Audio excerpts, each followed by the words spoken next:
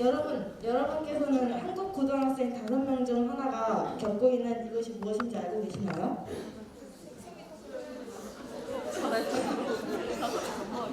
네, 대부분 약간 좀 예상을 하고 계시는데, 네, 정답은 정신건강 문제입니다. 오늘 저는 많은 고등학생들에게 많은 영향을 미치는 중요한 주제인 학생들의 정신건강이라는 주제로 발표를 해보려 합니다. 저희 학교 생활과도 상당히 맞닿아 있는 주제이죠.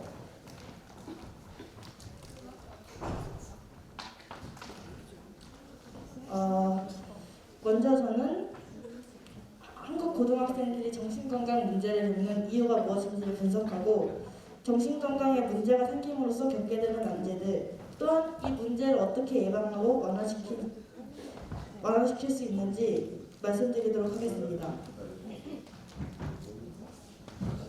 네,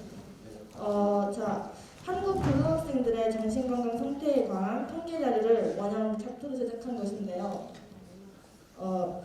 2020년에 실시한 한국 고등학생의 정신건강 문제를 주제로 한 한국교육부의 설문조사에 따르면 한국 고교생의 26.5%가 우울증을 경험했다고 보고했습니다. 또한 2020년 국제환경연구 및 공중보건저널에 게재된 동일한 주제의 연구 결과 또한 한국 고교생 3,128명을 대상으로 조사한 결과 24.4%의 학생이 우울증 증상을, 21.4%의 학생들이 불안 증세를 보였다고 보고 있습니다. 상당히 적지 않은 수의 학생들이 이러한 증상을 겪고 있다는 게 보이시나요? 자, 그렇다면 학생들이 이런 문제를 겪고 있는 이유는 무엇일까요? 가장 큰 이유는 역시 학업 압박입니다. 학업 스트레스로 인해서 학생들이 이제 고등학생은 많은 어려움을 겪고 있잖아요.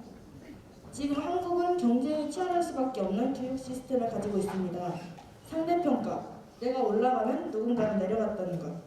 그런 상대평가 역시 이런 한국의 교육 시스템으로 인한 치열한 경쟁이 일어날 수밖에 없는 이유의 예로 볼 수 있겠지요.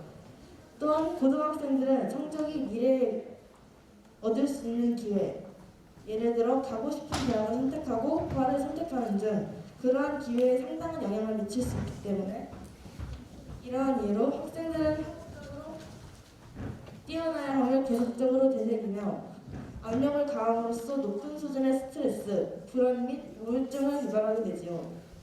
두 번째로 많은 비중을 차지하는 것은 바로 가정 내 압박입니다.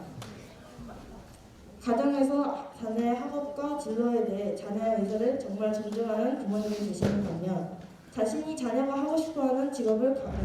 원하는 직업을 자녀에게 강요하거나 자녀의 학업에 대한 높은 기대치로 압박을 가하기도 합니다. 이로 인해 가정에 대한 부정적 인식이 생기거나 우울증과 불안 증상의 가정이 기여했다고 느끼기도 합니다. 세 번째로는 아마 많은 학생들이 알다시피 이제 공부를 하느라 잠잘 시간이 부족하잖아요. 이런 문제가 이제 정신건강 문제의 이유가 되기도 하는데요. 한국 고등학생들은 매우 긴 시간의 공부와 학원과 과외 등 바쁜 일정을 소화해내는 것이 일상인데 이러한 일정들을 마치고 나면 충분한 휴식을 취해주어야 다음 일정에 영향을 미치지 않고 일을 이어나갈 수 있다는 것을 알고 있음에도 불구하고 많은 학생들은 충분한 휴식을 취할 시간이 마땅치 않습니다. 고로 이러한 이유에서 우울감과 무력감, 불안감 등이 형성될 수 있습니다. 그렇다면 이러한 이유들로 발생하는 주 증상들은 무엇이 있을까요? 역시 가장 큰 비중을 차지하는 것은 우울증입니다. 삶의 절망감, 슬픔, 무가치하다는 생각이 계속 들기도 합니다. 이로 인해 일상생활에 지장이 가게 되며 식욕과 수면 패턴이 변화되어 충분한 영양소 섭취가 되지 않고 피로를 충분히 풀어주지 않아 몸에 무리가 가기도 합니다. 두 번째는 불안장애입니다.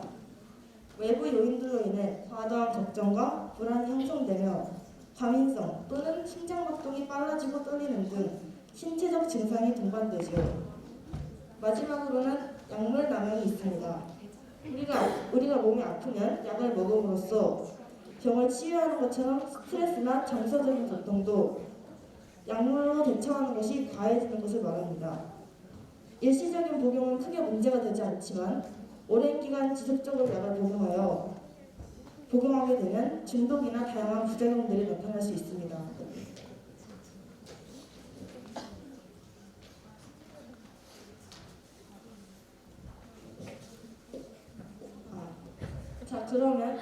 그렇다면 이제 이러한 문제들을 예방하고 줄이기 위한 솔루션들에 대해 알아보겠습니다. 첫째로 규칙적이고 균형 잡힌 루틴과 일상을 자신이 케어함으로써 신체 건강을 관리하여 보다 더 건강하고 전부 더 활기 있는 생활을 할 수 있을 것입니다. 두 번째로는 독서와 음악 감상, 수다 떨기, 산책 등 자신이 좋아하는 일상을 보냄으로써 스트레스를 줄이고 여러 심리적 그런 요소로부터 휴식을 취하는 것 또한 좋은 방법입니다.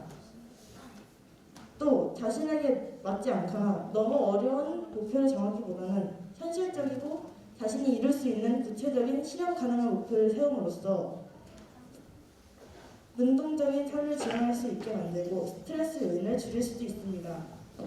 하지만 만약 이러한 방법으로도 케어가 어렵고 정신건강 문제로 너무 큰 어려움을 겪고 있다면 전문 상담가와 치료사와 같은 정신건강 전문자인 전문가의 도움을 받는 것이 좋을 것 같습니다. 네, 그럼 오늘 말씀드린 정보들이 여러분에게 조금이라도 도움이 되셨기를 바라며 여러분이 보다 건강한 정신건강 생활을 하시길 바라겠습니다. 지금까지 1학년 4반 임소연이었습니다. 감사합니다.